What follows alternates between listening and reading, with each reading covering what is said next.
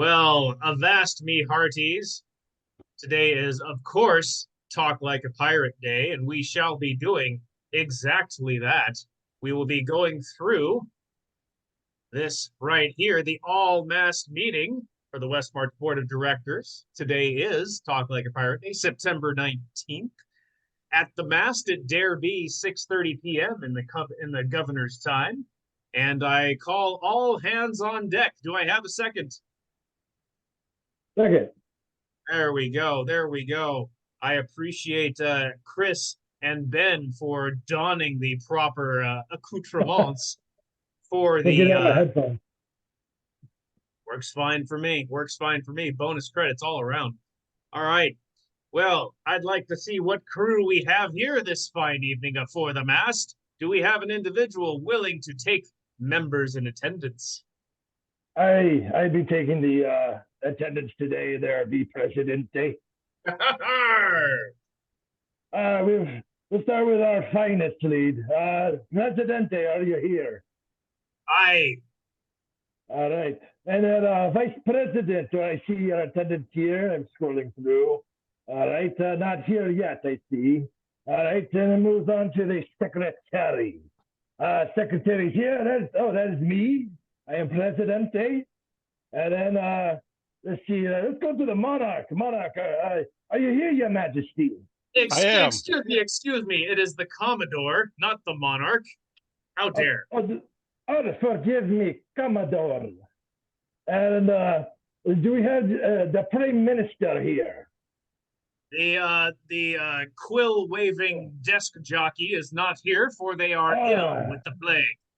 I see on the magic box that is not there. All right, then. We're going to go to the our favorite place as pirates, the treasurer. Where be the treasurer? Present. And where is our share of the plunder, treasurer? Who said you get a share? The code! And then we move on. We have to send our finest pirates between commodity and trade and mercantilism, they say. Where is our liaison? I am here, ready to parlay. Parlay indeed. Indeed. Let's drink after that as well. Secretary, we have some stowaways in attendance. Stowaways. Okay, I'll go downstairs into the who you be, that be guests or you be enemies. Identify yourself. I suppose that would be me, or is that someone else? All right, let's check your credentials. All right, you pass. Who's that next to you? Alex, what is your last name, if you are comfortable providing it? Alex, last name Garcia, game name Zeriel, here to take notes, I believe, for the IT team. Thank you. We also have another thing that's going to involve you, I just realized, so it's great. He's one of those scribe types, those educated ones on this the ship. All right, who would be in here too? It looks like there's two other names in here. One of them looks important. Privateer, what be thy name? My name would be Chaim Weinberg, but I had a character limit, unfortunately. Can you drop your name into the chat, please? Thank you.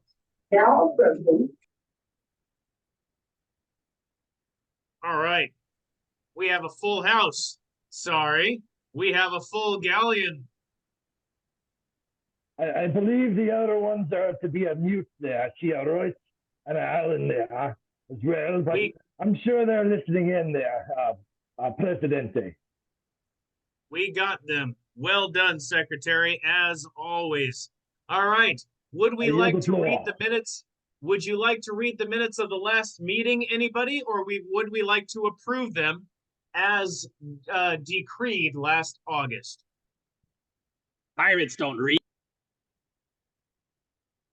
Seconded on that. Does anybody want them read? I mean, we should probably at least look at them to make sure we didn't have any outstanding actions. Dun, dun, dun, dun, dun, dun, dun, dun. Okay, here was the Westmarch BoD meeting for August 21st. We had lots of guests in attendance and most of the BoD officers in attendance. We talked about the trailer contract, which we will be talking about this month. The Wells Fargo update does not need to be updated, wonderfully. The SOP on what the Westmarch BoD wants for audit was tabled until this month. The event bids and event review was done, was outstanding. We talked about how to make changes and how to put information out there for future leaders of Westmarch. That prompted Alex to show up. Thank you for showing up, Mr. Garcia. Insurance for BoD members. We tabled a quote for September, and then we scheduled this meeting to which there was much chagrin and dismay, primarily from our Commodore. Going to close that out. Back to the meeting. Is everybody cool with the minutes? Yahar! Okay, back to proper tonnage. Let's see here. We don't make changes. Pirates don't make changes. Pirates only look at the future. The past is the past. Well, as we look at the September agenda, there'll be fog rolling in. What have ye say for yourself, Alan?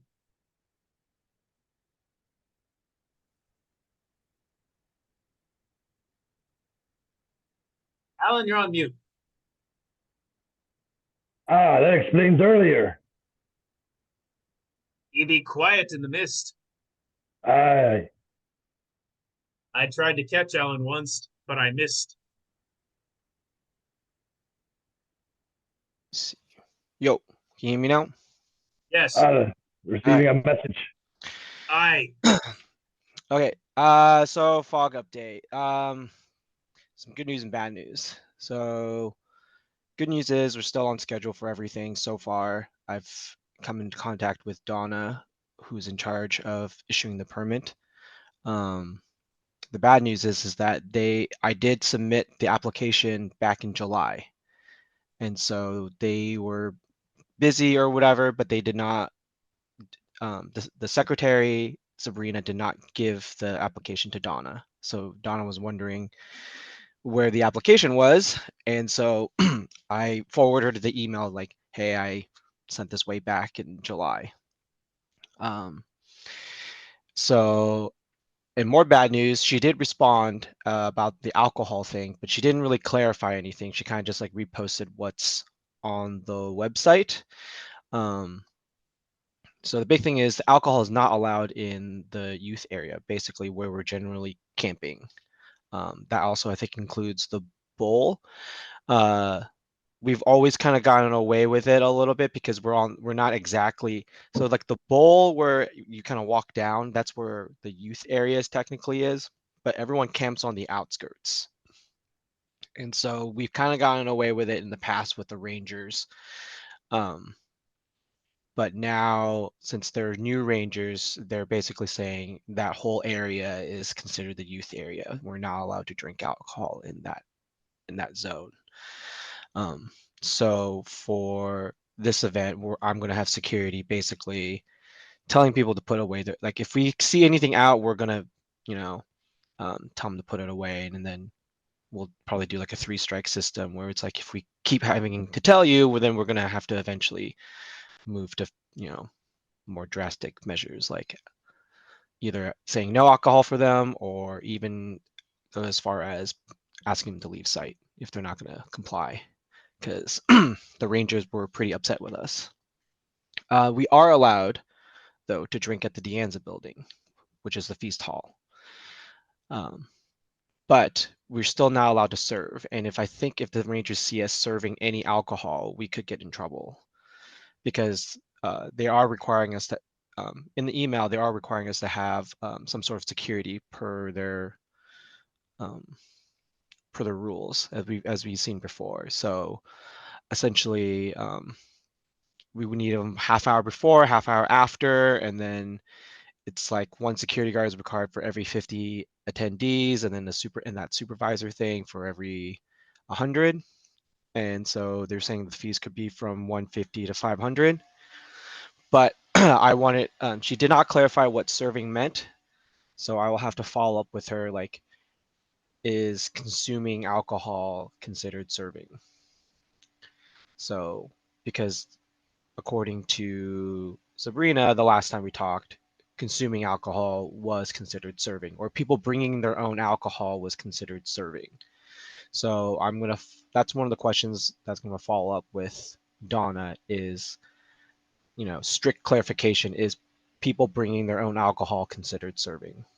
Because if so, then we'll need security, and then if we need security, that's additional costs. And if we have to ban all alcohol from the event, then that's what I'll have to do because it's a little late to change venues now. Alan, as a quick notification, I want to bring this up just for everybody involved. You really got the answers that we needed, so everybody should be like grateful that you put in the effort, and it's not our fault that they took 2 months to get back to you. Yeah. Here's the issue that I see right here. The number of security guards is dependent on how many attendees are at the event. The fees, for security, this is arranged by the county and charged back to the organizer. We need to find out if we can use our own security. It looks like we cannot. That will cost us money. From 150 to 500, that's per person or per day. That can easily run us $1,500. It could be, yeah. And the other thing too, that's why I want to also follow up with you is the host liquor license. That's the thing we'll require in order to get an alcohol permit to drink at the De Anza building. And the alcohol, We have that through our insurance. We just have to pay the $40 fee for the alcohol permit for the De Anza building. yeah, and then it seems like we need a separate host liquor liability, or if it's included in the insurance itself, we need to make it very explicit when we like put this application in that, hey, the host liquor license is included in our insurance, so we fit the bill for this alcohol permit. But like I said, it's very unclear if, because based on the email, I was very specific on, hey, if we're bringing our own alcohol and drinking, does that considered serving? Right here on the screen being shared to everybody, all our host policies include host liquor liability. Okay. So we have that as part of our insurance. Thad, just as a plug, shameless plug, has been great for us. Can you forward me that email? Because I don't think I have it. So this way I can screenshot it when I email back Donna. Just forwarded right now. Thank you. The other thing to note is that they're also requiring much more paperwork this year, including a bunch It of is on the attachments. screen right now. Yeah, so like we need to apply for the site plans checklist. Excuse me, I'm still sick. I have not done one of these before, so I'll have to go through. I'm gonna go through it tomorrow and fill out every kind of information we need, and so hopefully we won't need any other additional like costs and stuff like that. But this is very new to me. I don't think I've ever heard anyone doing this. I did ask for previous paperwork that was applied to Darkshore in case I missed anything, and so this was not part of it.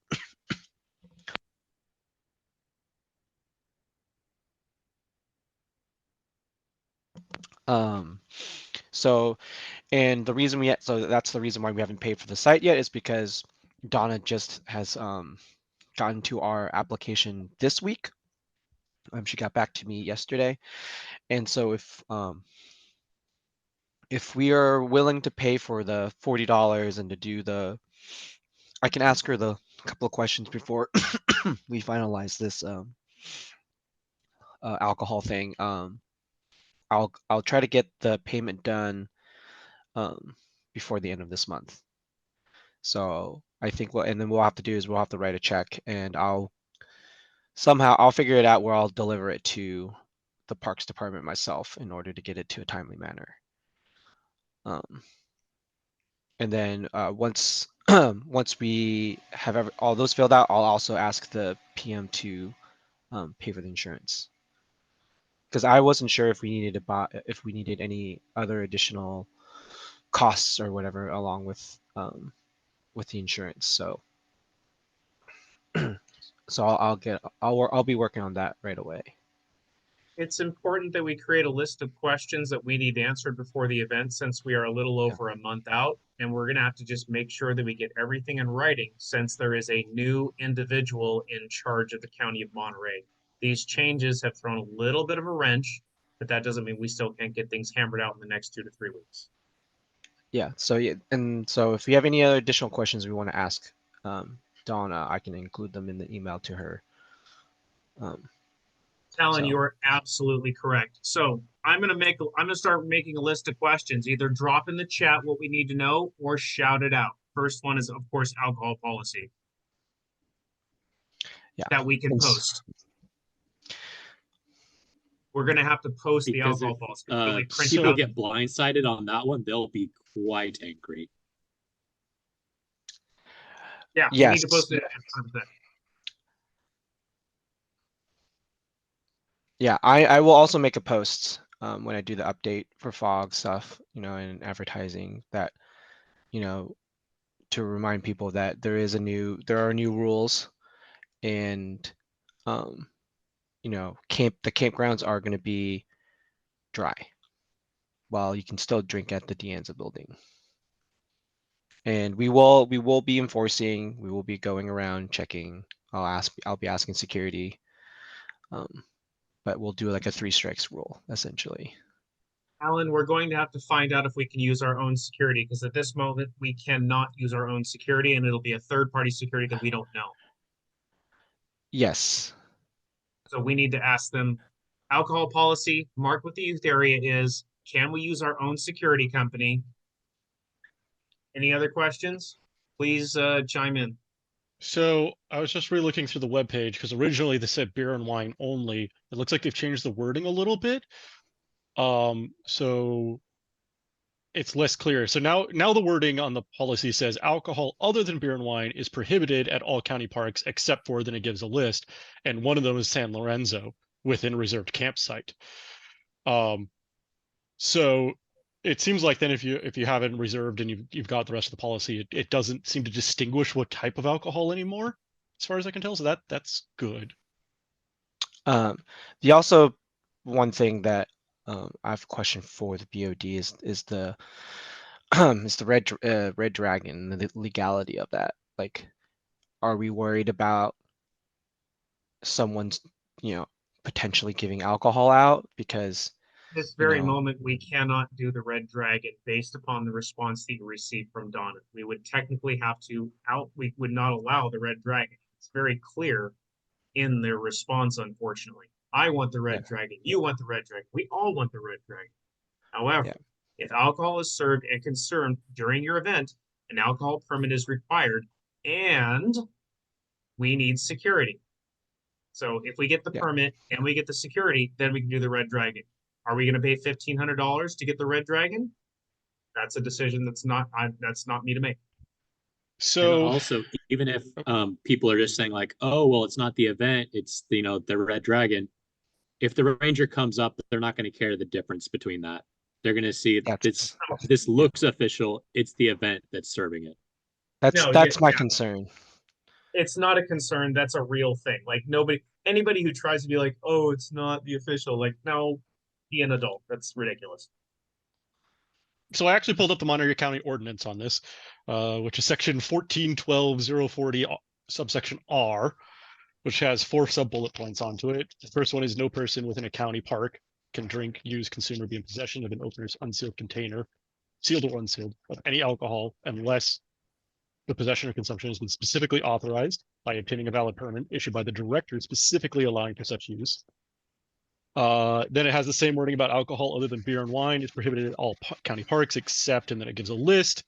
And the wording they use is whole list or within a reserved campsite at San Lorenzo Park. Alcohol shall be permitted in youth areas. So that's why they're doing this. And a permit allowing use of or consumption of alcohol shall not be required 4 gives a list of different sites, and one of them is within a reserved campsite in San Lorenzo, or within residential areas within county parks, e.g. personal park housing, live in volunteers, whatever. So next to fog has always been where the showers are. Those are all personal, like individual campsites.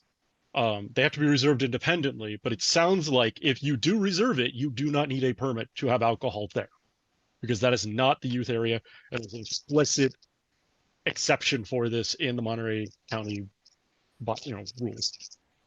That So was an that is earlier an option that can be presented. Is if people want to So rent the their Red campsite Dragon needs next to to the make event. yeah. That is an earlier suggestion, is making what's considered a beer garden or an alcohol garden. Yes, 100%. That is on the list. Thank you for bringing that up, Ethan.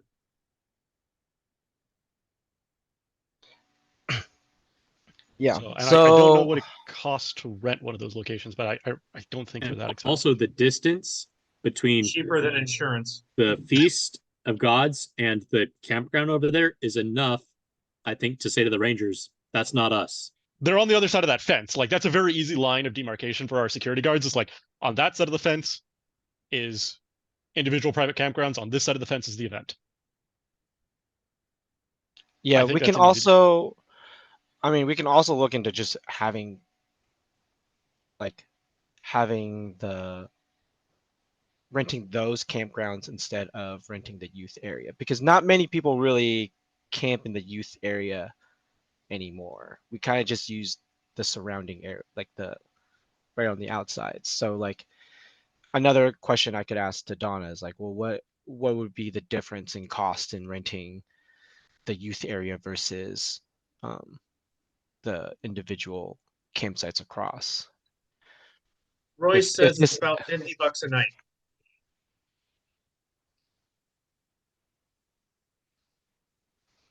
It's about, yeah, because I looked because I have a CPAP, so I have to have electricity. So I stay in the hotel right outside, and I looked to see what the cost would be to stay in the campsites instead. Yeah, that's what's on their website. Is to rent one location for the event is $250 for from Wednesday to Sunday. 5 nights. There you go. so yeah, I think what I'm going to do is I'm going to send her an email and I'm going to call her so we can kind of describe her, because we've been working with her for a while, and if we can kind of like, if I can get a clearer understanding, because she's not really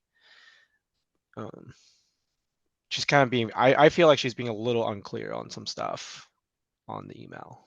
So See if you can schedule a phone conversation, please. yeah. And I'll send you the list of It's questions that we also have. maybe a thing to ask.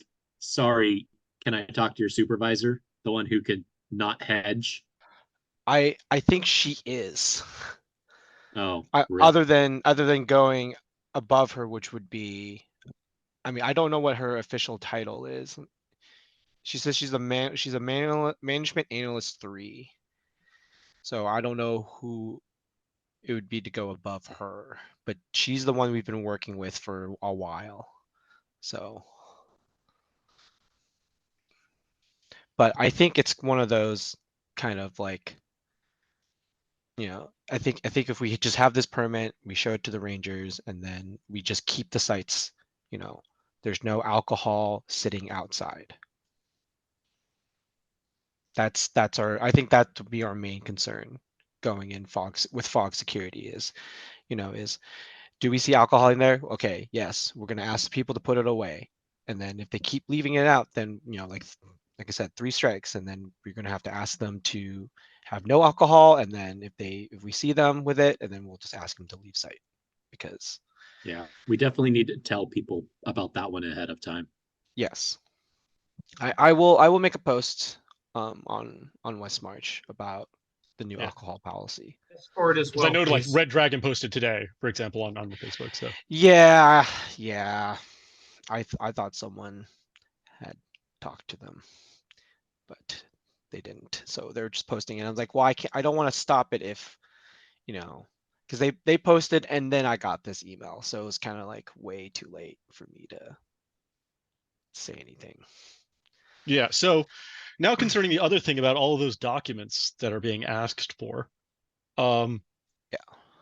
that is not the list of documents necessarily being asked for on the web page, right? So like if you go to the web page, there's 2 attachments that you Yeah. have to submit. Yeah. The agreeing to the policy of like the fair use rules for the facility Yeah. and no bounce houses, and then there's like Yeah. a bunch of sign-offs on the waivers, So but I it's just think like a bunch because of I agree buttons. I think because it's a special, we're like a special event thing. We get a little more leeway with some stuff, like not having to pay deposit for the Deanza building for all 4 nights that we're going to be there, and not having to pay for Sunday as well and stuff like that. So, I mean, it's a little unexpected, but this is why. So what this is listed, what these types of requests are, right? Like site development plan, parking and traffic plan, like this is, they're expecting like a huge event, like you're running a carnival type thing. It's like, how are you going to manage traffic? Are you going to have like directors for that? How are you going to Yeah. make sure you have like, which is not at all what we're doing here. We're sitting here looking at it's like, hey, we just need a handful of parking spaces like what you guys already Yeah. have. I think once I go through the application, I don't think I really need a big detailed plan or anything like that. I think it's like we're just that's why I'm gonna Sounds call. like a phone conversation needs to Yeah. happen. That's what I'm gonna do. I'm gonna call Donna next week because I think she typically takes Fridays off. And I'm Email gonna her send, today and mention you're going to call her next week, please. yeah.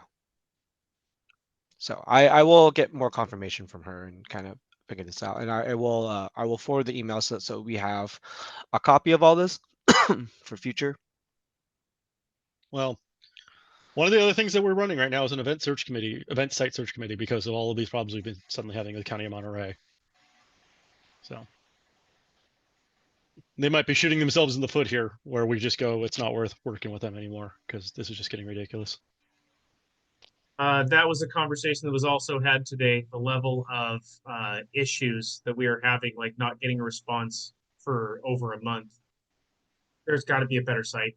There's always got to be a better site, obviously. All right, Okay. Alan, is there anything else that you would like to bring up that you feel is important at this very moment? What do you need from us, the BoD, or from the Westmarch Monarchy to get everything dialed in? I just have to resolve this site issue. That's it. I think everything else is kind of on schedule. We have a fully fleshed out schedule already and everything, and reimbursements are already starting to happen, and we have a fair amount of prepays going on. So We're going to need an email from Donna in writing with answers to certain things. And then we're going to need to make posts, not only on social media, but at the site. Don't drink here, don't camp here, only drink here, that sort of stuff. yeah, well, I'll make another post soon. I was gonna make a post asking for more volunteers on the Westmarch page and stuff like that. So I'll make a separate one listing out the new alcohol policy that we have. And I'll make signs. Yeah, I'll make signs that say no drinking from here to here. What I'll end up doing is I'll be drawing them. I'll be using their map and I'll color code it in areas where. Don't be afraid to ask for help. You don't have to do it all yourself. Yeah. I would also recommend, just from the board's perspective, like these emails and things like that with Donna, like whatever the final one is, we want to have that printed in paper. Yeah. Not like being able to pull it up on our phone, because like if a park ranger shows up and we want to be like, here's the policy, here's what we're complying with, here's our agreement, like hand it to them and just be done with it. Yeah. So, but yeah, that's why. Yeah, I will make sure you guys will get the emails, and for future people who want to run an event at this site as well, that we have. Yeah. Because before, the policies have always been up in the air, word of mouth. We had nothing concrete, so. All right, a reserved, okay, so alcohol other than beer and wine shall be prohibited everywhere but a reserved campsite in San Lorenzo Park. That takes out the Deanza building. Well, I think the Deanza building falls under R.1. Okay, yep, you're absolutely correct. We need that permit, and we already have that listed here. Thank you for posting that page. That was nice to be able to bring up for everybody to see. It will be obviously visible on the recorded, posted thing. Yep. Alan, thank you for your efforts. I Yep. think we're still going to be done well in advance. Just let's get those payments sent out as soon as possible. Yeah. I'll work with Donna, and then I'm in contact with the PM about getting stuff paid out. So I think what we'll do is we'll move forward with the insurance policy. We'll get that paid out, get a copy to Donna with the email from Tad saying that our insurance does cover the host liquor liability that they're looking for, and then we'll pay the additional $40 fee. Absolutely. Andrew, are you listening, and would you be able to assist with paying that $40 fee hypothetically if Alan reaches out to you? Yeah. Thank you. As long as we but, I get mean- Another confirmation. option I think what the regarding sorry, can you the alcohol is, instead of getting it for the entire event, getting it, say, either just for Friday night or just for Saturday night, whichever is more appropriate, because then we wouldn't have to pay for as much security.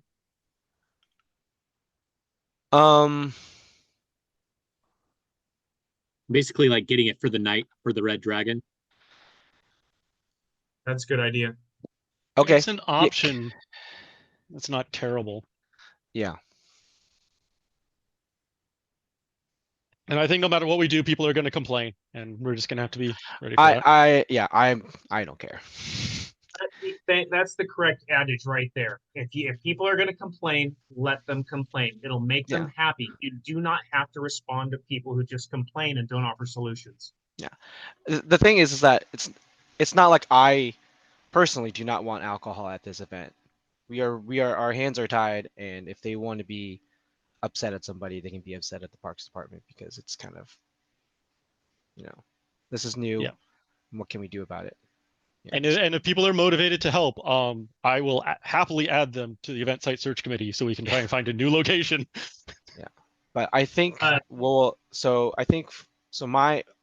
on my end, what I'm going to do is I'm going to work on the special event application. I will do a follow-up email with Donna. We'll get the insurance paid out, and then we are going to I'm going to schedule a phone call with her to clarify everything. Perfect. And then whatever is said in that, obviously get in writing. Yes. Yeah. Even if it's just like as per our conversation, right? Yeah. No. Yeah. I will send a follow-up email. Yeah. From our conversation to confirm everything with her, to have her say, like, yes, this is XYZ. Yeah. So thank you very much. Thanks for dealing with all this pain. Yeah. No worries. Somebody has to do it. Thank you very much, Alan. I really appreciate it. Jody made a very fine point, and I'd like to bring it up. Let the people that complain, encourage them to autocrat the next event. Like, go for it. You think you can do better? Please. But yeah, does the BoD have any more questions from me? I do not. I was going to say, if you had any other receipts or anything like that you're trying to submit ahead of time, obviously you know the PM. So yes. And I'm keeping track of all the expenses on the sign-in sheet as well. So okay. With so one other thing is we have this new fancy trailer. I'm working to make sure that it arrives at the site. Obviously, there's going to be all of the region boxes, which I actually don't know who they ended up with after the last event. And they're still with Fearin. I think that's correct. So I think Fearin has the region boxes and the fog equipment, but Atlantis was the last autocrat, and so they were responsible to make sure where stuff went. Well, Fearin's on my team, so and the region needs to keep a list of. I hear what you're saying, man. But ideally, what would happen after this, right? In like a perfect world, is all of this gets loaded into the trailer. Obviously, like things like the uniforms and stuff are going to have to get cleaned. So we need to figure out like that piece of coordination of, how we're going to get all the fog equipment, all the jerseys and stuff that are used cleaned and then ultimately delivered back to the trailer. I'm making sure that the trailer has the ability to get transported to site and, back to the original storage location. But if it needs to go to like Farron's house for a week, we need to figure that out. Well, where is its original location? It's stored up in Brentwood, which is up in the Bay Area. Okay, so would it still be under it? Is it in the Kapora that I would have to? I know it's in the Kapora where I have to make sure all the equipment's there, right? Yeah, so like you have, I think it's. Let me just pull up the actual wording in the Kapora. That'll be easier than trying to pull it off the top of my head. Because I guess my concern right now is how do I check it because I'm down in SoCal, and then how do I return everything? Yeah, so right now, Yeah. your previous autocrats, the autocrats before you, have not done you a favor. Is kind of the simple answer because it should be in a storage location or something like that we have the ability to get it to. Now, typically the way it's kind of been done is the autocrat contacts the person who's storing it and be like, is everything there? Is it in good play? Good order, blah, blah, blah. Does anything need to get repaired just like ahead of time? And that's how they kind of have just done it in the past, is a bit hand wavy of like, yes, somebody's laid eyes on it in the last month and it's, not been flooded. And then after it's kind of the same roughly idea. I'm trying to see where is it. So maintenance of Feast of God assets. So let's see. This is under section 7.7 in the Kapora. So it's Feast of God's behead during September, October. The announcement of the team must happen at least 6 months in advance. A complete accounting of income and expenses must be provided to the PM within 45 days of the end of the event. So that's in the future. Maintenance of the Feast of God assets must be performed by the autocrat prior to returning the equipment. The autocrat has 45 days from the end of the event to provide the repaired/maintained equipment. The autocrat must perform a safety inspection on all Feast of God's assets no later than 1 week prior to the event. It doesn't say how you have to do that, just that you have to make sure that it's basically in safe condition before the event, and then return it in, working condition after the event. So Now, if that's a phone call to Farron and be like, can you double check that the boxes and everything is still intact? Yeah. That meets the spirit of the Kapora here. Okay. But then when I'm returning said gear, right? So can I just return it to the trailer on site, or do I have to take it with me and then get it back to the trailer somehow? So the way it's been done in the past, because Bacchus and Farron were there, is Bacchus was taking it. He was doing a bunch of loads of laundry, repacking it, and then putting it in a storage unit. Bacchus wasn't necessarily the autocrat. He was just doing that to help the autocrat. So that's what was done. And that was part of the reason we had all these problems, because like the next set of lines is all about like the storage unit and stuff being provided for Feast of Gods, and we never had. Stuff's gotten spread to everybody's house, which is not what we're supposed to be doing. So basically, in some way, if this is Fearon volunteers and takes it, or Steve Smith volunteers and takes it and gets it cleaned, and then within 45 days everything is returned to the kingdom, that's what matters. As Ben has just accurately stated, you can delegate. Dash or Ginger Conrad is who is storing the trailer, and there are several individuals that live in that area. Okay. Yeah. Dash has told me in the past that they don't do laundry or they charge an extra fee for it, but we have to just find somebody. Well, that's the thing is like, if I have to find someone to do all this laundry, right? Then is this like, do I have to reimburse them? Like, feel free. Okay, and okay. So that's the thing is, you have a complete accounting of all expenses are due 45 days after the event. All of the equipment is due 45 days after the event. So if you have to go hire a laundry service and just like give them a bunch of uniforms and they charge you, $50 to clean them, like done. Okay. Get the receipt added to the event expenses. I just want to know that's within my ability, because I just don't want to start, expensing everything. So yeah, no. So the wording that's in here, I forget where exactly it is, but it's something like the BoD event funding shall be maintained by Westmarch. So 742 Westmarch event autocrats are responsible for keeping within a reasonable budget so as not to lose money. if planned expenditures exceed the previous year's income, and all the vote must be held to obtain the funds from the general account, but I don't think you're gonna have that problem. And then all funds withdrawn from the event account must be replenished before other expenses are reimbursed. And then it gives a little bit more information about how that happens. And that's all part of those, like the bookkeeping at the end. So, you're basically allowed to expense more or less anything.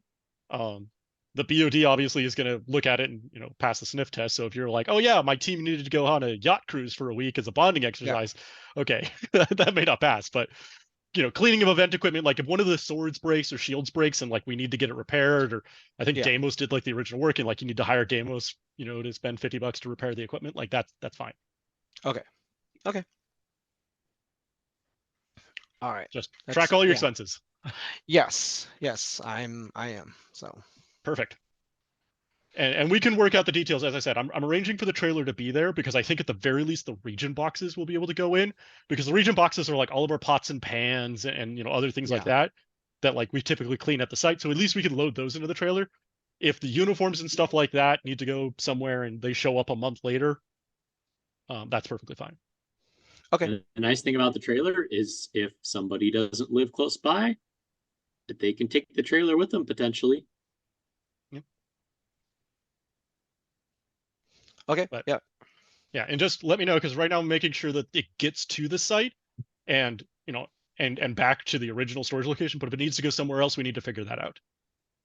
Okay, so when it comes to getting the trailer down there, are you looking at what's the time frame? Like, are you thinking about getting there when we It will site? either be there Wednesday or Thursday, because it's empty right now. It has nothing in it. Yeah. So I just want to make sure like I don't have to like talk to like the rangers like, hey, can we park this trailer here for like a day or two or something? Because I didn't know what you meant by getting the trailer down there, so I just wanted. No, the trailer fits in a standard parking space. It's like 14 by 7. There's a guy who shows up with an RV every year. We'll have no problems with that for a weekend. It's not like a big shipping container. Yeah, I just wanted to make sure like we're all on the same page. So yep.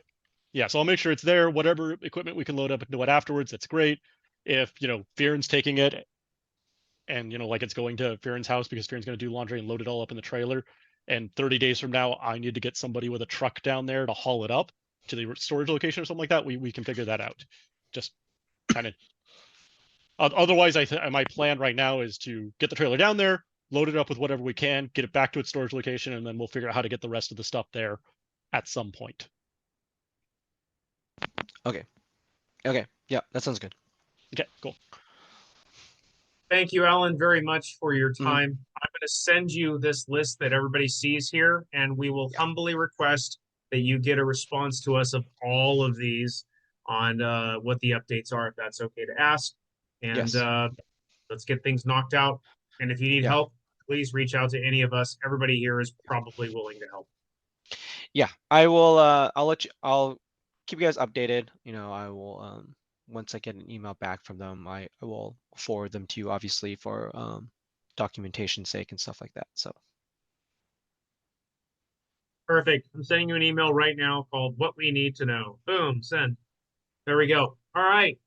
Motion to close the fog update and table it to the next month before actual fog. I motion to table this today.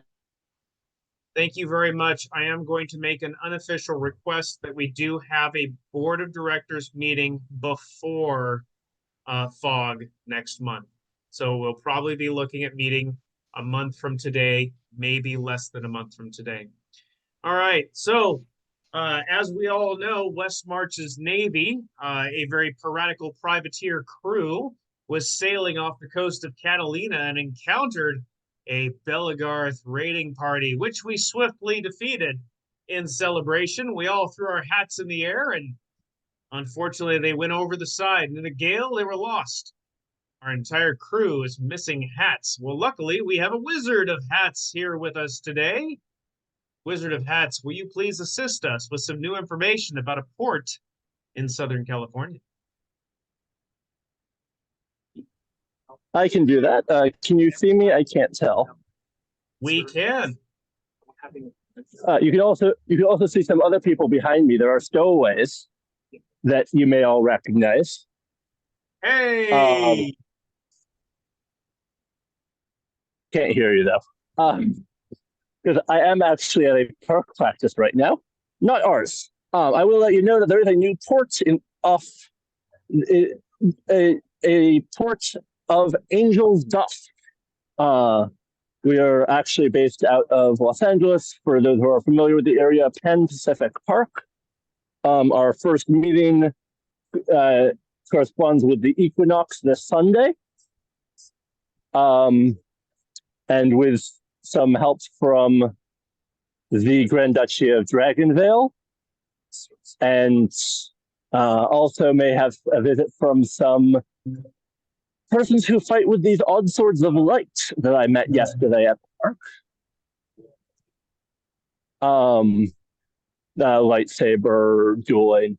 At least one of their people is going to show up on Sunday. And anyone in the area is more than welcome to come as well.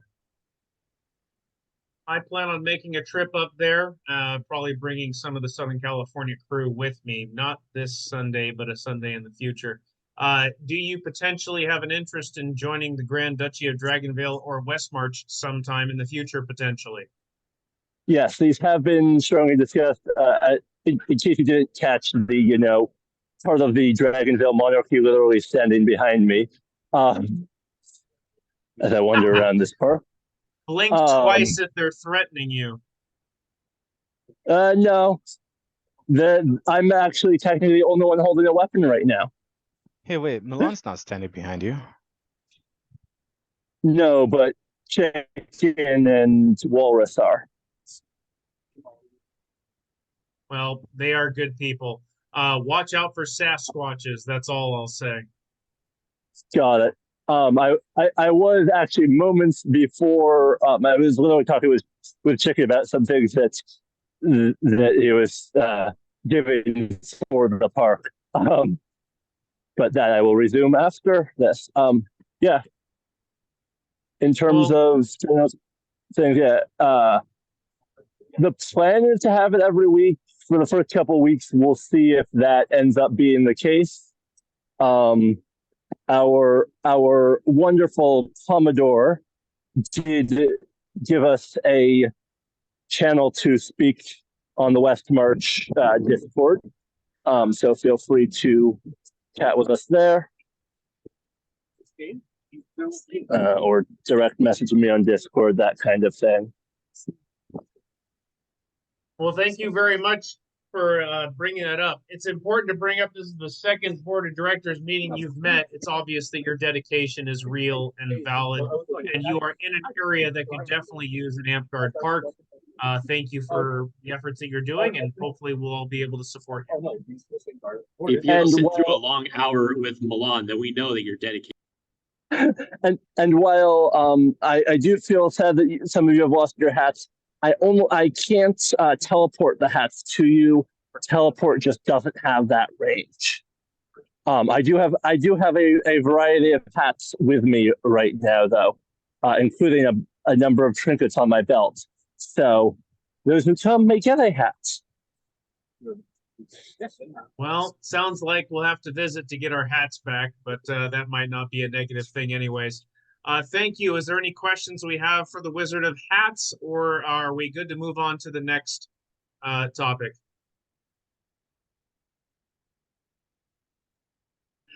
I think we're good. Welcome to the California area of AmpGuard. I know you're branching off from another park, but we still appreciate somebody taking the... I went to that park because it was the nearest park to me, so it was a fair trip out. I'm within walking distance of the meeting location, like 12-minute walk. Versus hour and a quarter drive or 2.5 hour transit ride. That being how I actually got out there. So not really branching off. I was part of that park while it was nearest. All right. Well, thank you. Motion to move on from the new park in Los Angeles. Seconded. Wonderful. Thank you very much. We're going to move forward to the trailer update. This should be quite swift. We don't have Ginger in this meeting. Ginger's normally here, and that's awesome. Do we have an update on the trailer contract being submitted to the DMV? I have not heard anything.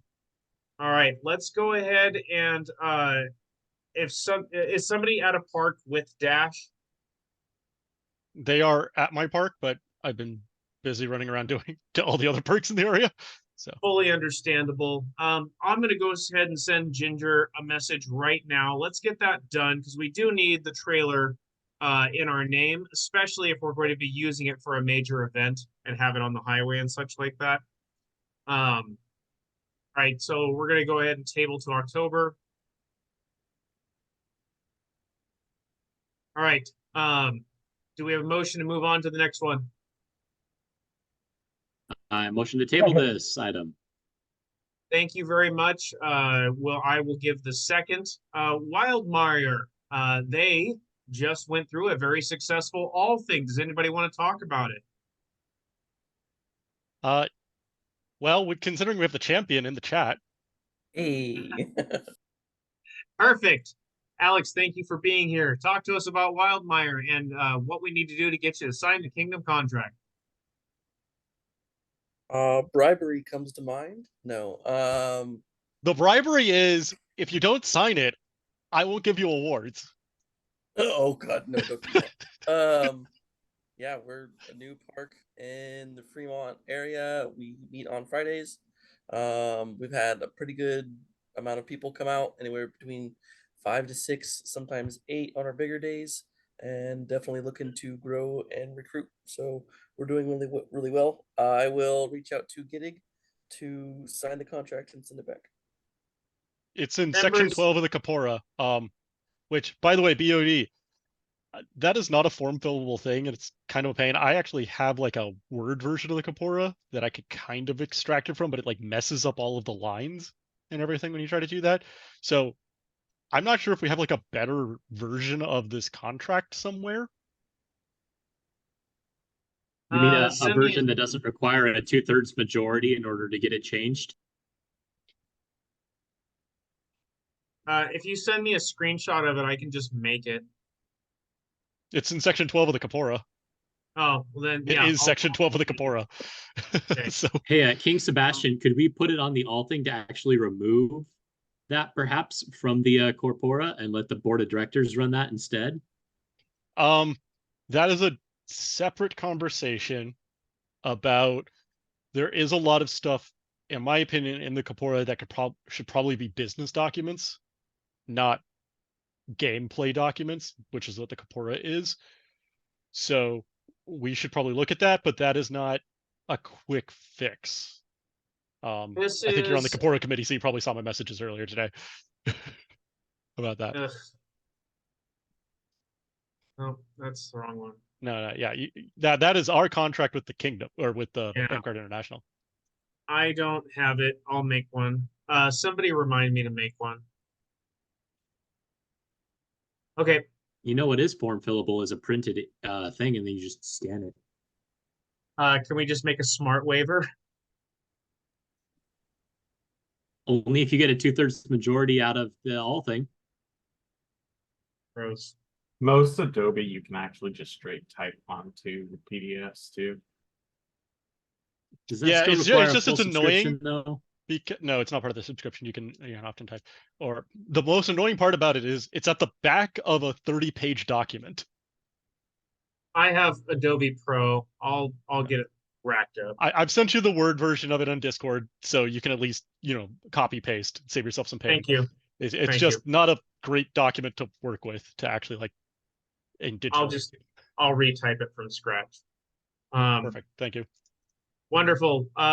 I would say that members of Wildmire came down to Out last year and served, or actually this year, and served as NPCs, supporting the event. And also at Darkshore, they came down as NPCs and supported the event. So their buy-in to the kingdom is already well ratified. So we're very glad. Zariel is belted to a knight and apprenticed to me. So like they're definitely part of this kingdom. Just throwing it out there for anybody watching the video for posterity that the group of Wildmire has done a lot of good things for Westmarch already. Yes. And Zerial has volunteered as a member of the IT team to be to take notes about this event as well. So he is here twofold.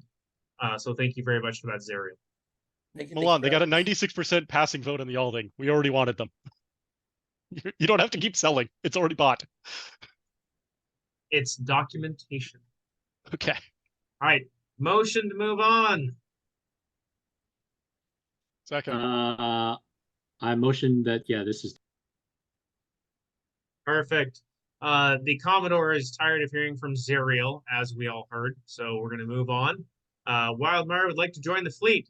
Now, apparently right now there is a food fight going on right now. That is not the best idea, being that stores are limited at sea.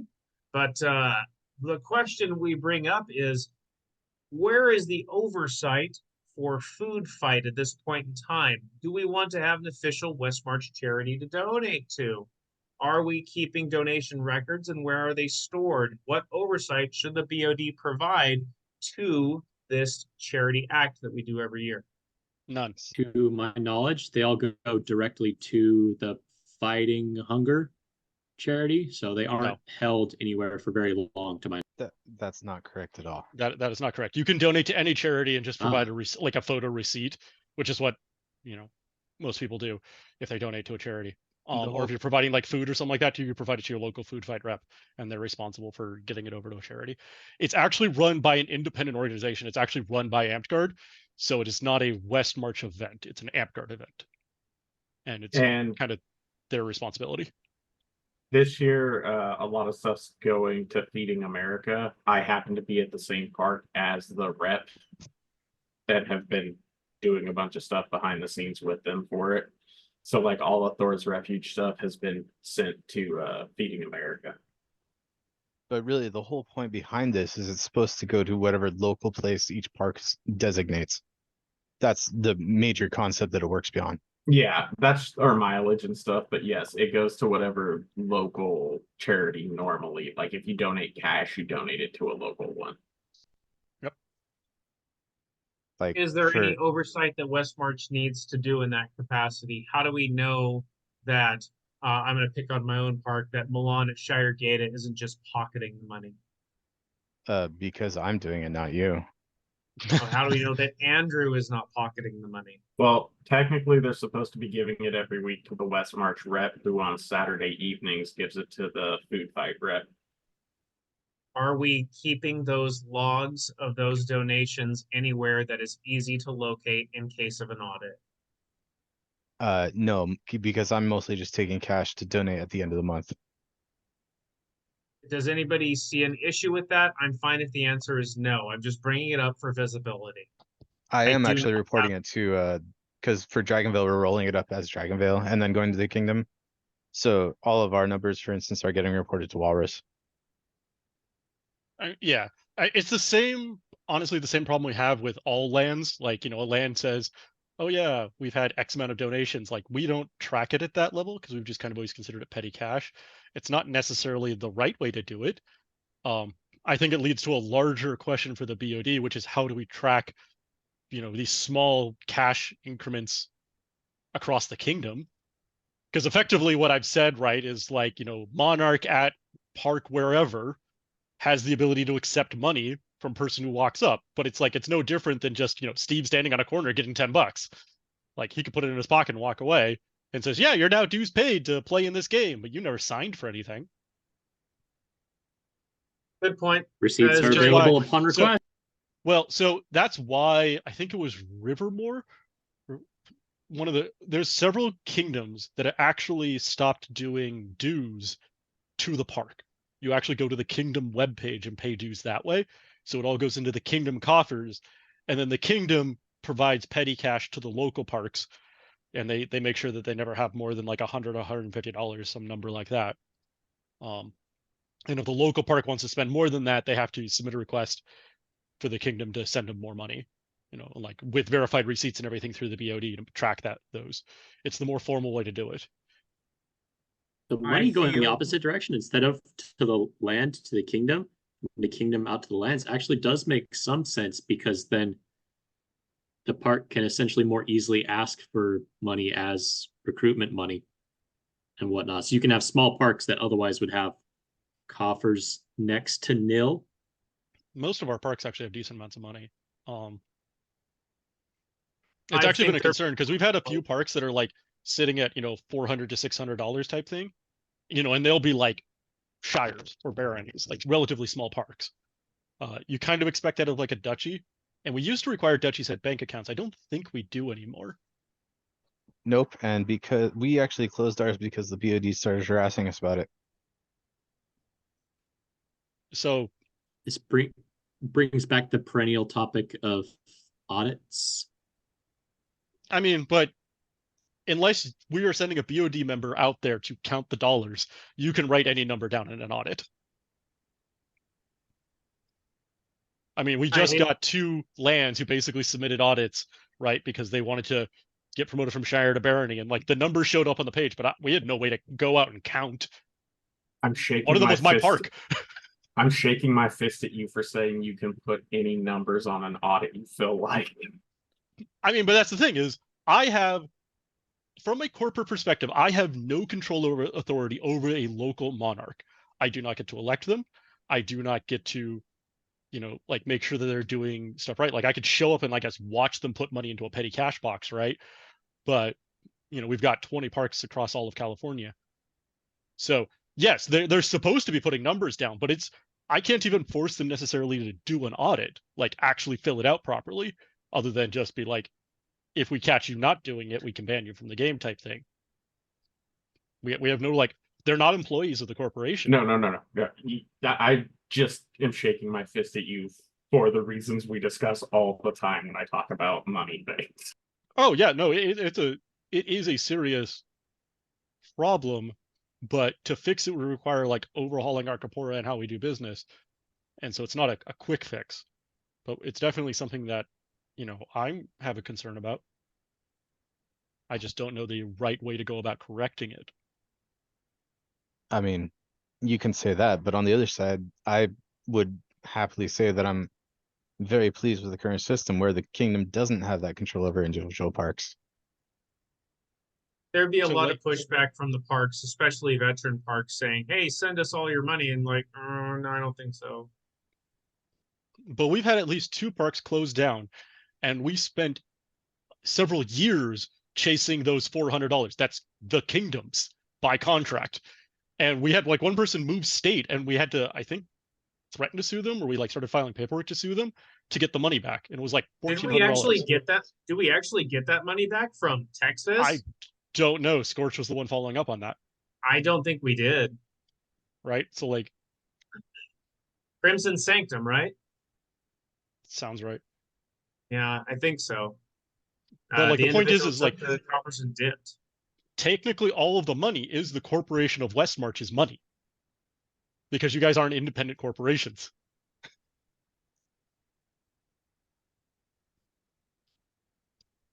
And yet That we is don't true. report that money to the IRS. And that's another concern. We don't report that money to the IRS because it's below $50,000 in yearly activity. We are getting close, to be fair. I think we hovered around $30,000 last year, and the jump from 30 to 40 could be 1 year's worth of events. And to be fair on that particular subject, we just don't follow accounting. It's like we're supposed to. Mm-hmm. And as we've always gotten away from it because we're like a small corporation, we're a small volunteer group, right? The IRS doesn't care about $1,000 or $5,000, necessarily, but we are getting to the point, at some point in the next 5 to 10 years, I could easily see us being there where it's like, oh, we actually have to fix this. You could say that there's a gap in our gap. No, that's a terrible joke. Don't make that. I don't even make jokes like that. It's kind of being worked on I'm behind muting the scenes Ben too. permanently. I'm working on trying to find a couple people to work with so we can get Westmarch's books where they should be.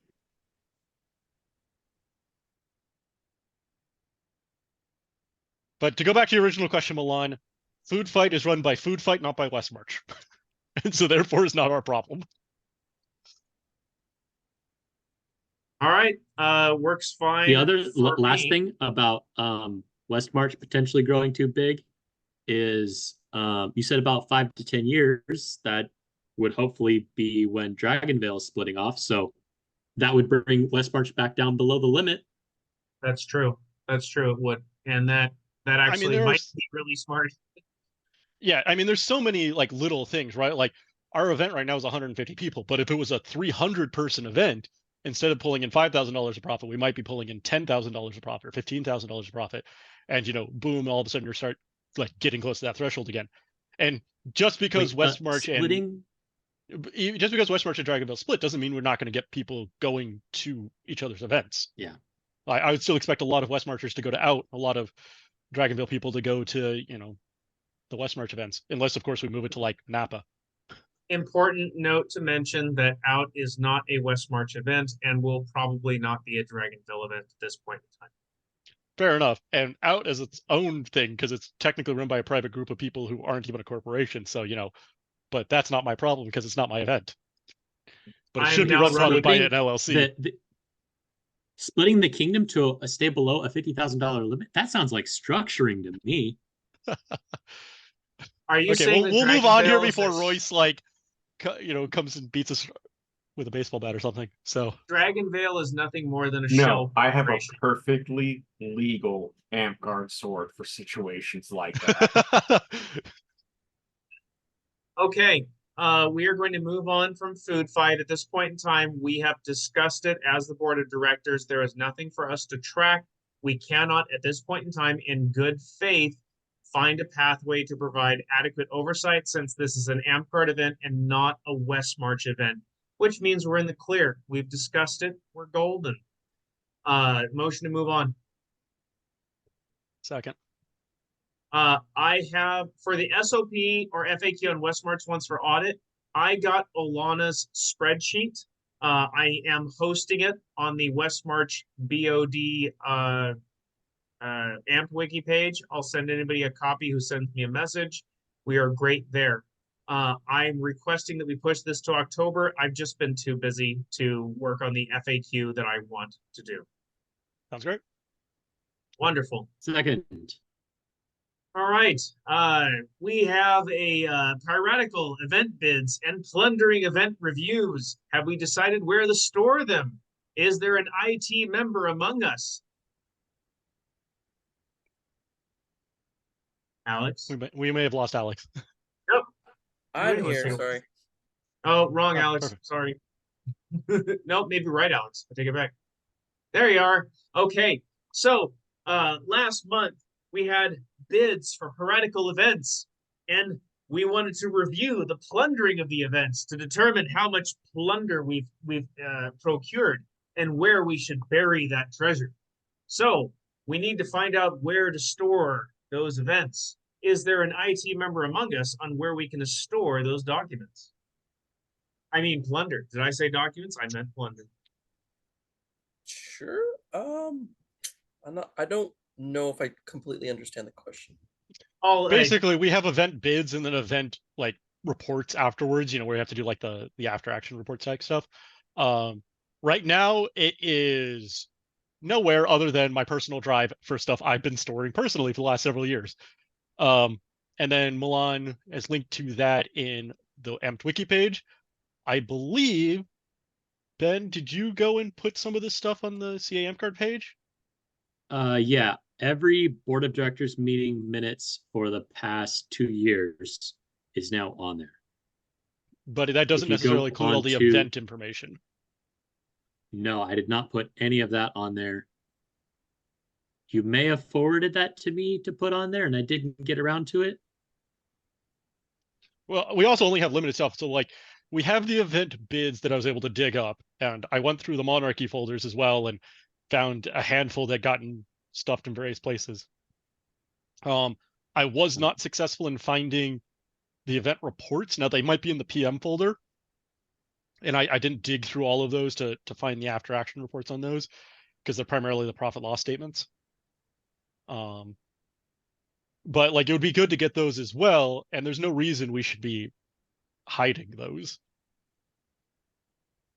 What So we like, would we should, like is a place to post not only the event minutes and the event bids and the event reviews, but also the BOD minutes and other information, and just like a folder somewhere on the Documents. CAMCard website that's easy to access. so I know Ben did make the BOD one, and it's in a nice set of folders sorted by year and sorted by month. Now, But does it have to be in the forums? Can we put it somewhere else? That's the question. So I put it there because working with the website is a real pain, and that was the easiest way I could figure out how to do it. Otherwise, I gotta find a category that already exists to put it under and try to find, yeah. It's annoying trying to link two files on the website. yeah, I did come across another website hosting company that specifically is for like nonprofits and charities, and I want to talk to the IT committee about possibly moving over to that, because it sounds like the one we have set up is kind of like a WordPress backend almost, of like, it's easy to set up for a simple mom and pop, but like, we're trying to ask almost too much out of it in a lot of ways.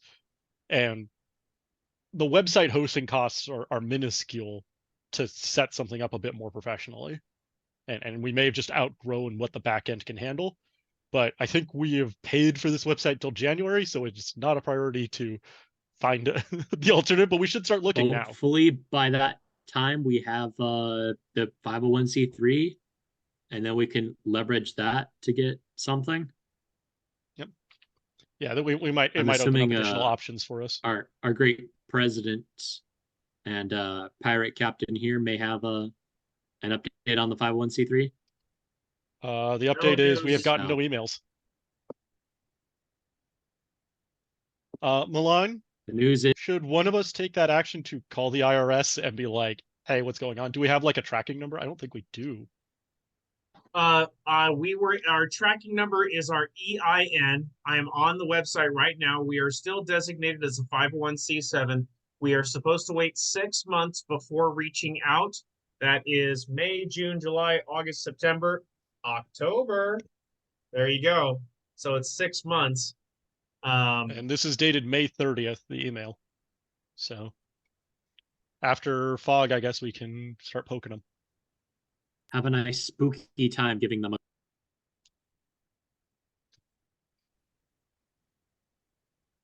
I am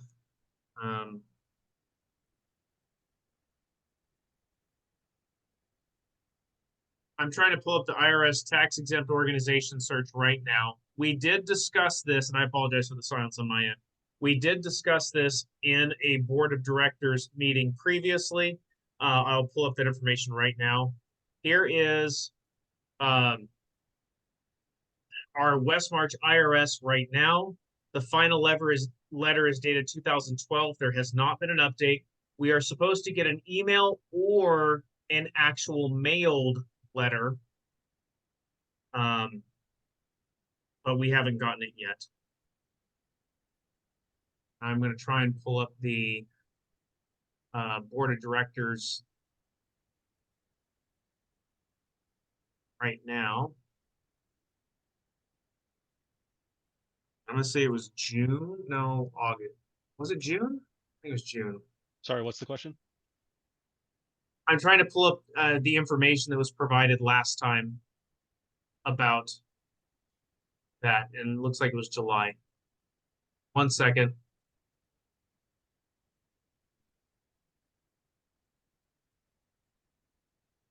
Yeah, I'm trying to find. Go for it. Sorry. I have basically the same information you do on the receipt from, Here it is right here. Yeah. 501c3. You'll get a determination letter if you submitted after 2023.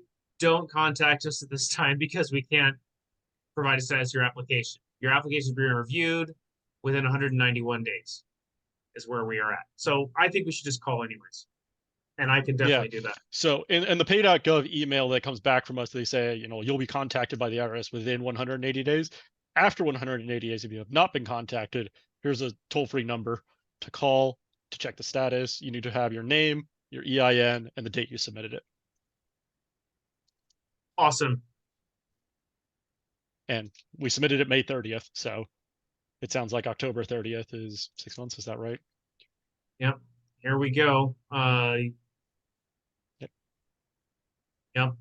I might just give a sneaky little call, maybe tomorrow, and just see what I can get from there. Cool. And I will post in the Discord on if I get anything there. Yeah, because there's definitely going to be some infrastructure overhaul on the back end. I think we need to do with the corporation, right, as part of the 501c3 changeover. And it might be the right time to go and update these things like accounting practices to make sure that we're on the right side of the law. Mm-hmm. And probably doing that then makes the most sense to me. I'm curious what other people's opinions are on that. Once we become a 501c3, we have bylaws, we have articles of incorporation, and we will have a corpora that we're currently working on. The bylaws would be the one thing that we would want to encourage ourselves to update. Yeah, I think it's we buy the bylaws from Nolo Press when we get the approval, right? We do already have the bylaws. They had to be submitted. Oh, perfect. Yeah, they had to be submitted with them. We should. Can you actually post those somewhere, Milan? Because I haven't actually seen them. I didn't realize we had them. I'll do that right now. Perfect, because we should go through those and find where they conflict with the corpora and resolve that issue. Or at least have the Alding written up to be like, here's what has to change in the corpora. To adopt those bylaws? Or, I mean, I guess technically we're creating a separate organization that then we're then going to dissolve the 501c3 into, right? We have had bylaws since 2012 when we became a 501. These bylaws were simply updated with the date and the address. These bylaws have already been adopted. They are generic bylaws and would need to be updated. Just because I think the corpora says it's also the bylaws, annoyingly. Corpora. Yeah, there's a couple of things that need to be corrected to make sure that they're non-conflicting, right? And really it's for our members to be aware of which one are actually our bylaws, because if the Office of the Attorney General or something, some other government entity comes and asks about the corporation, they're going to want to see these Nolo Press nonprofit bylaws. They're not going to compare it about the corpora. So as long as our members have the same expectation and understanding that it's like the corpora has our game rules and our game information and all of that, but our corporate entity rules are over here, that's fine. And there is a part, trying to find it real fast.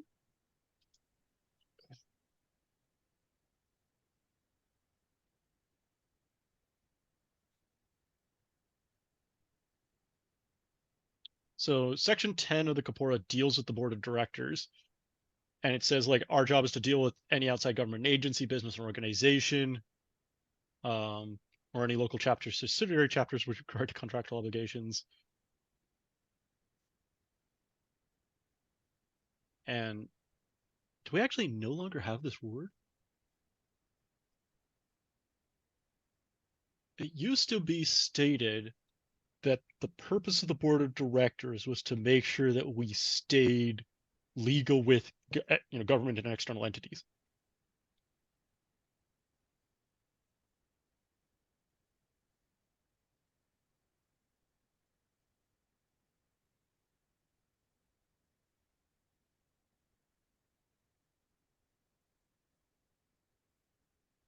So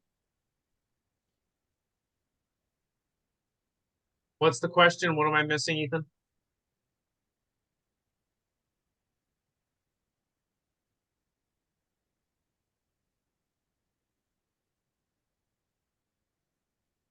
Are we going over the bylaws? So there was a section, I thought that there was a section, maybe I'm mixing it up with a different corpora, that stated that the board of directors sole function basically was to make sure that the company stayed legal. And that like they had like an emergency purpose, right? Of like, if there was something found to be in like the corpora or any of our documents that was found to be in violation of law, that like our job was to basically bring up like an emergency alding and immediately like get it rectified. You know, we That had would like be some, something that would be something that most board of directors would do for nonprofits. Like that would just be part of their organization, but it's not part of our corporate or bylaws in any capacity. yeah, It should be. It should be. yeah. So I think part of it is whenever we adopt over to a 501c3, we should have a big alding that basically just says like these parts of the corpora need to be updated to be within compliance of 501c3 like laws. And I think if most of them are like the bylaws are actually being stored over here and we just like have pointers, we're fine. The one that I think Royce is probably going to bring up here is like membership and like those dues and how we do accounting. That's I think going to be a bit of a stickier piece of information that we have to make sure we do correctly and make sure we're right, because obviously the IRS cares about the money. So now is probably the time to start talking about that and figuring out like what does that wording in the alding need to look like? What does what actual ways do we want to like make sure that we have this document right? It might be that we have to make like a corporation, here's how we handle money for the corporation, like internal document, right? Like most corporations, they would have HR policies and you know accounting policies and things like that. And it might just be that we have to make ourselves a 3-page accounting policy, and then just be like, hey, as part of the alding, we are updating our policies of the treasury section to say, you know, it does X, but the corporation ones will be handled by the board of directors following Y, and then you know we leave that as an external document.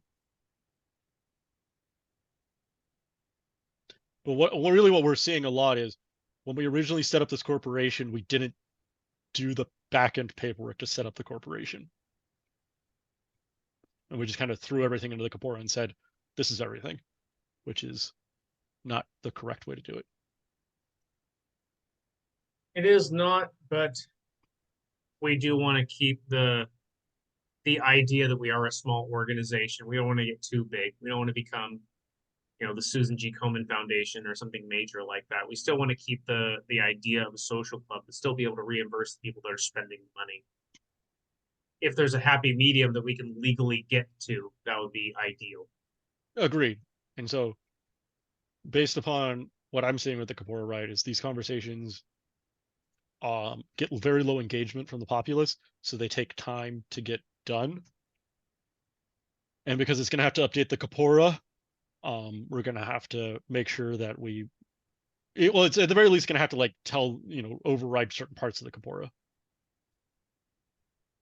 you know, as they're currently written now. So we have to make sure that that's very clear and all of that. You might put in that corpora that it's some kind of wording to make it subservient to the arc or the bylaws. So that is actually in section 1 of my proposed corpora. The first thing is it says order of precedence, and it just says like these documents in order override documents below them. And it might be, I'm right now working with the corpora committee to readdress how we are going to fix the current corpora because the method we're trying isn't working. And it might just be that we have to go section by section and like address certain key problems. And that might be one of the like top 10 things we have to do right now is just add into section 1, here's order of precedence in documents to like make it super clear. And that way, if we ever get sued, we're super clear of which documents are the ones. Absolutely. And that's an easy paragraph to be tossed in to not only the corpora, but the bylaws. All right, motion to move on from the bylaws to our next topic, or is there anything else we'd like to discuss at this moment? Motion. Wonderful. Alex, thank you very much for being here, by the way. We would very much like to post the BoD minutes, and we'd like to post event bids and event reviews publicly in an easy to post, find, and review. If you could toss that back to the IT team, that would be amazing. But yeah. Will do. All right, so the people working on the yearly insurance quote are not in attendance for this meeting. I would like to table that to next month. Is everybody okay with that? And this is for getting a yearly insurance quote instead of paying for insurance for paying insurance for fog and paying insurance for the multiple events, just having one insurance quote for Westmarch for the entire year. What would that cost is what we're trying to find out. And if it's One reasonable, insurance to rule. yes, one insurance to rule them all, to deceive, so to speak. If it's $1,500 a month and all of Westmarch is covered for the entire year, is that potentially worth the investment so that mid-range is covered, feasts are covered, everything, that sort of thing. So trying to find out what the cost would be for one full year. That's the quote we would like to see. Yeah. And that has been a Okay. request from other individuals outside of the board of directors and inside the board of directors. All right, but that is tabled to the next month. Speaking about the new Kapora, I was going to see if there would be interest in having weekly open Zoom calls for Kapora conversations. I could very simply just create a Zoom call like this and have it run every evening or one evening a week from 6 to 9 or 6 to 10 and just leave it open and let it run. I could have it from 5 to 10, doesn't matter. But would that be something that would be valuable? Would you like to have it every night, once a week, once a month? Or no, that's not something we want? So we actually do have this functionality through Discord. Dagger ran this for the rules rep stuff. We did get some engagement. He ran, I think, 3 or 4 sessions on that over like 2 months. We did get some engagement. Ultimately, what I was found though was that the naysayers don't show up.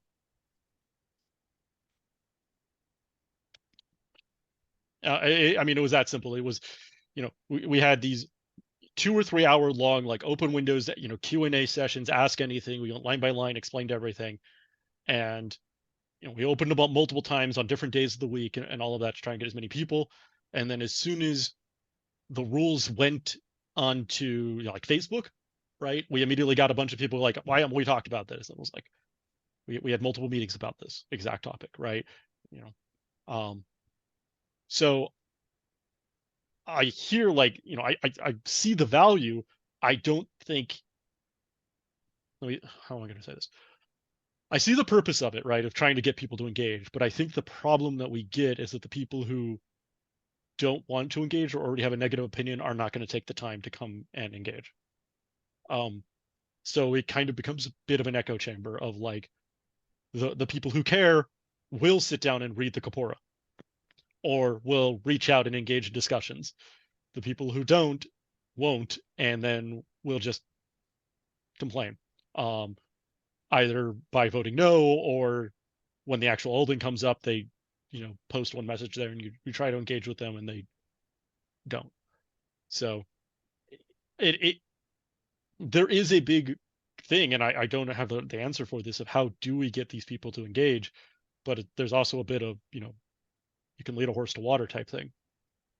Traveling and campaigning park to park.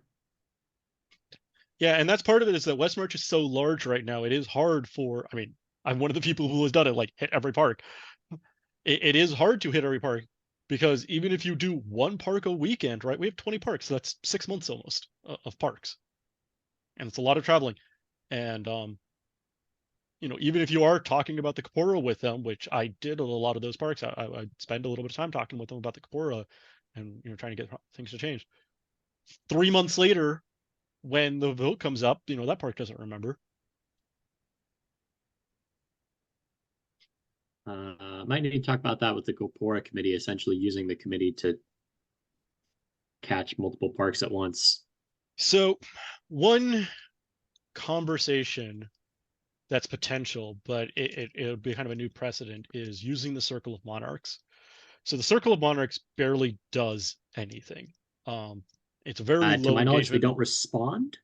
Yes, that's one of the problems. But part of it is also like we're like, we may only post once or twice a month at most. Most of the time it's maybe once a month in the Circle of Monarchs. So most people just ignore it. And I spent a bunch of time this reign trying to get just the list of monarchs updated, and I found out that within 4 weeks a bunch of those monarchs had changed and hadn't told us. So like it was like a fool's errand to an extent. But if we made it more engaging, more people might be willing to engage. And we reach out to the Circle of Monarchs, we reach out to the Circle of Prime Ministers and be like, hey, we want you to represent your land. Can you provide this information? The concern on this is that Shire monarchs are already doing a bunch, and trying to get them engaged, an additional hour a week or something like that is already a lot, because they don't have the same support structure as larger parks. I do think the Prime Minister's chat is reasonably active and responsive. Yeah, they have that monthly engagement because of the Alding.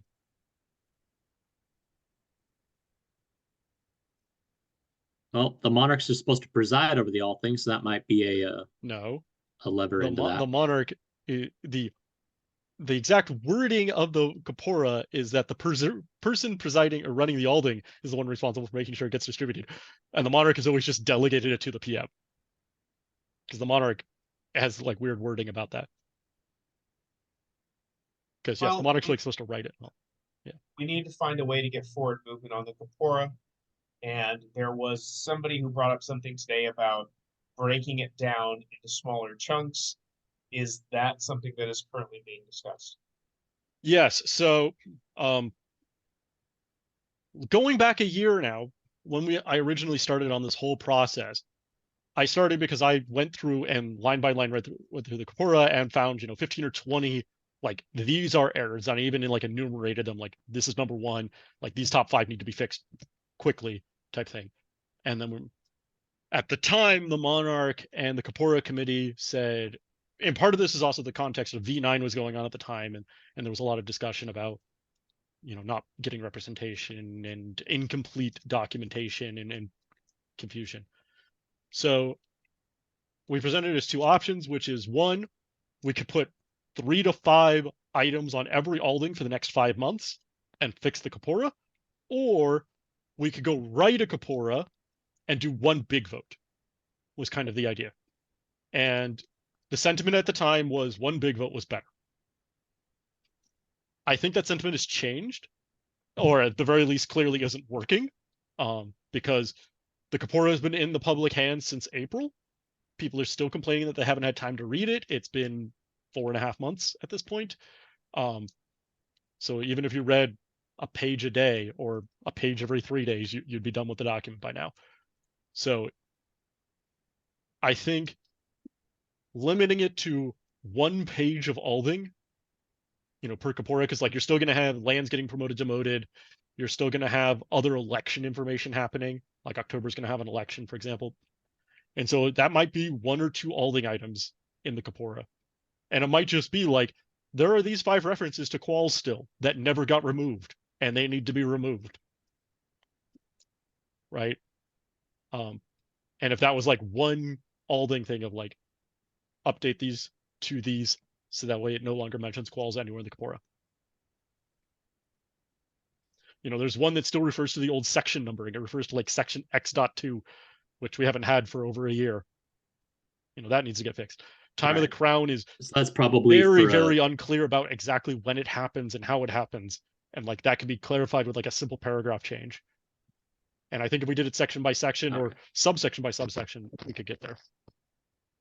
Those details are probably for the Corpora committee, until the point where they come up against the legal stuff, which is where we need to get the bylaws, is where our issues are here.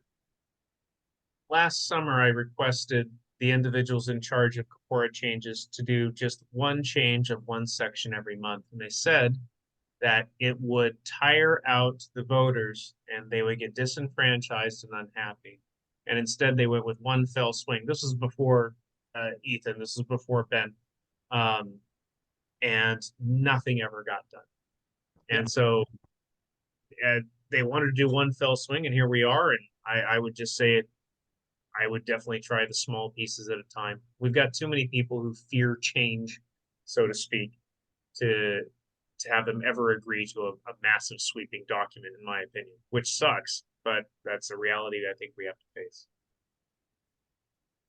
Yeah, and that's the feedback I'm getting from some of the knights, is that it's just too much, and we should go smaller. I'm also getting other knights telling us do it all in one fell swoop. So what do I know? But we've tried it one way. Let's try it the other way. I think at this point, give a couple of months break for people to ease back into it, and probably put it up in November at this point type thing. And just that would give the Kapora committee a month or so to kind of figure out their prioritization, what they want to do.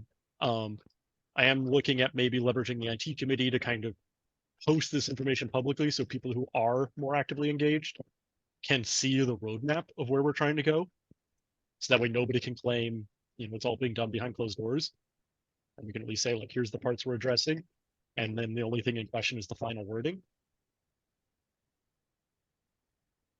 Motion to move on. Yes, thank you. I guess I did want to reach out. Like, I see Jody's here, I see Andy Brown's here, Chris. So I want to make sure that we're not talking over you guys.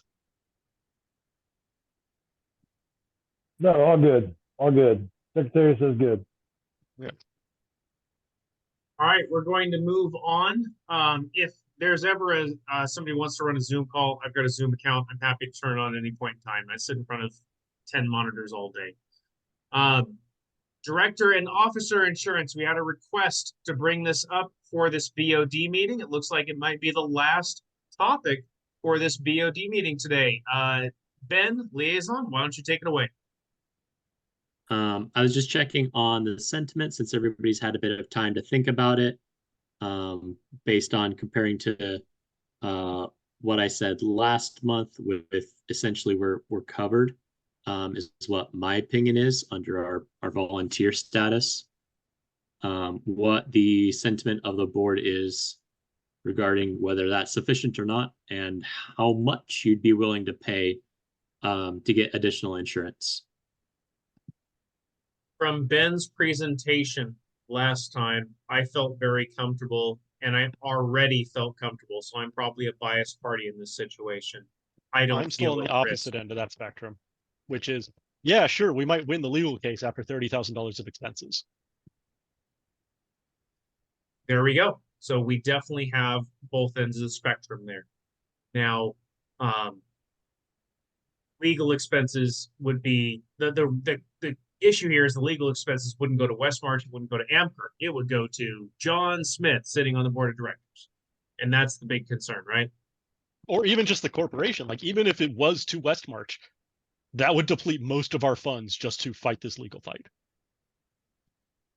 So that's my question. And we might win much... in a year, but we're gonna be at like 10% of our current funding. That's true, and there are a lot of my next question of how much are we willing to pay, because it's hard to get an estimate on the costs for this one. I think because a lot of other people do take the other stuff to be sufficient for themselves. The estimates I could get came out to be $1,000 to $1,500 a year, which means essentially we're paying roughly $100 per BoD meeting for that insurance. So whether or not that's acceptable, and that actually would have to go to an all thing for that amount. I mean, I would add it to the so can we convince the populace that it's worth it? Yeah. And it doesn't just cover the meetings, right? It covers everything we do as executors of the corporation. So, signing off on event committees, signing off on the contracts with, Dash for the trailer, things like this. It covers all of that. Or even if just somebody caught a ban and they were like, I want to sue somebody, they're not going to sue Monarch Local Park, right? They're going to sue corporation or whatever, the corporation of Westmarch for upholding that ban. Because like that's the legal entity.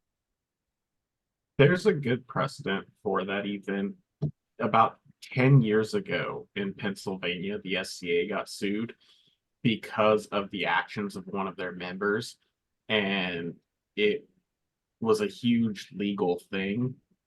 And I think since then they've had that type of insurance for the same reason. I might reach out then to Cade, the Principality Kingdom of SCA in the area, because if they have whatever they have would probably be a similar insurance to what we would want. Nine Blades has this insurance. A lot of corporation, like a lot of other AMCARD entities have this. It's built into their corpora of how they pay it. And you know, I would recommend, because we started doing the annual budget, I recommend that the next year BOD does the same thing of like add it to the annual budget and just be like, here are the business expenses. This is what it costs to operate a business. It's $2,000 a year, right? You know, and $800 is for insurance and $200 is for servers and things like that. Like that's what the corporation costs. All right, let's get that quote. Ben, do you want to take that on, or would you like to have somebody else do it? I will look further into that. Thank you.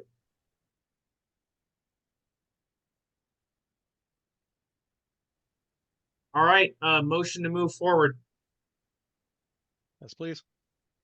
Okay, I'm talking with the regent right now, and Kingdom inventory is a little scattered at the moment. We will be working on getting an actual Kingdom inventory dialed in. Let's go ahead and schedule a October BoD meeting. It's important to mention that FOG is happening the last week of October. The last weekend of October, I apologize. So we should probably have a BoD meeting before FOG. I agree with that. So FOG is the 23rd, so we're looking at like maybe 16, 17. Not much we're going to be able to do if there's a problem there. But that's always been the case. Even if we moved it up to the 9-10, I don't think we're going to get much done. No, but it's a good That way was to going to get be my eyes and suggestion, ears. is the 10th or so.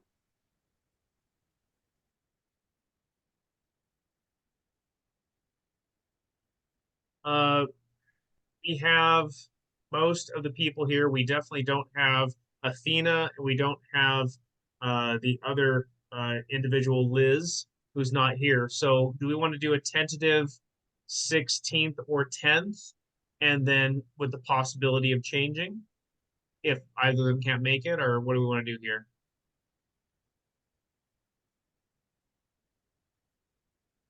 Does the 10th work for everybody? Oh, shoot. The 10th doesn't work for me. The 9th would work for me, or the 16th, or the But 17th. the 10th is Disaster Preparedness Day. I will be driving to Great Western War that day. So I'm assuming then you're out that whole weekend. I will be doing the SCA stuff that week. Yeah. So we can't do the 11th is what I'm saying. Okay. Sorry. We could do 9, or we could do like 16, 17. Does that give enough time for the various actions that we've assigned Milan this meeting? I don't have much to do. Actually, I'm looking pretty good. Yeah. I mean, I'm fine with 9. I've got nothing listed. Does the 9th not work for anybody else? Bear says 9, 16, and 17 work. Okay. Yeah, I think that sounds good. And then we'll obviously, if the BoD members have an issue, they can speak up. October 9th at 6:30 p.m. Works for me. I Latino Day. All right. Well, I will go I ahead. motion to end this meeting. Seconded. I will report Great. attendance. I will report attendance to Liz Stanton. Andrew, can you hear me? Yes. Are you good with the 9th? Yeah. Okay, good. All right. We're going to go ahead and stop recording with somebody's permission. Please.